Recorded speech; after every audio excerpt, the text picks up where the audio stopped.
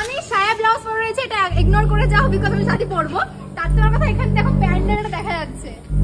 Guys এটা হচ্ছে আমাদের সেকেন্ড ডে। ওই হৃদয় তুমি কি করছো? ভিডিও পোস্টিং এ এত বিজি যে ওর টাইম পাচ্ছে না। এন্ড এই যে ম্যাম হাই, আপনি আছেন দাদা? সবাই হিংসা করতে শুরু করে দিতে সব। চুপ করো এসব কথা। সরো না প্লিজ, সরে যাও। তুমি রেডি হওনি এখনো? সরো, দেখাচ্ছি ম্যাডামকে। হেভি লাগছে। কিছু দিন ধরে আমি একটা জিনিস খুব ভালোভাবে নোটিস করছি, এখন ইউটিউবে কন্টেন্ট কম, ড্রামা বেশি, ট্যালেন্ট কম, পার্সোনাল লাইফ সেল করা বেশি। আর এইসবের জন্য আসল প্রবলেমটা কি হচ্ছে জানো? ছোট ছোট অডিয়েন্সরা এগুলোকে নর্মাল ভাবতে শুরু করেছে। আজ রিলেশনশিপ ব্লগ, কাল ব্রেকআপ হয়ে গেলে সিম্প্যাথি ব্লগ, পরশু নতুন রিলেশনশিপ আসলে ইমোশনাল ড্রামা শুরু। মানে ভাই নিজের লাইফ থেকে পুরো ওয়েব সিরিজ বানিয়ে ফেলা হয়েছে। আর কিছু অডিয়েন্স এগুলোকেই বলছে নাকি এটাই নাকি successful content creation.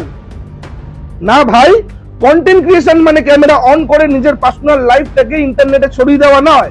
Content creation করতে গেলে অরিজিনালিটি লাগে, ক্রিয়েটিভিটি লাগে, মানুষকে ভ্যালু দেওয়ার জন্য ক্ষমতা লাগে। আজ আমি তোমাদেরকে দেখাবো অডিয়েন্সের ইমোশনকে কাজে লাগিয়ে কিভাবে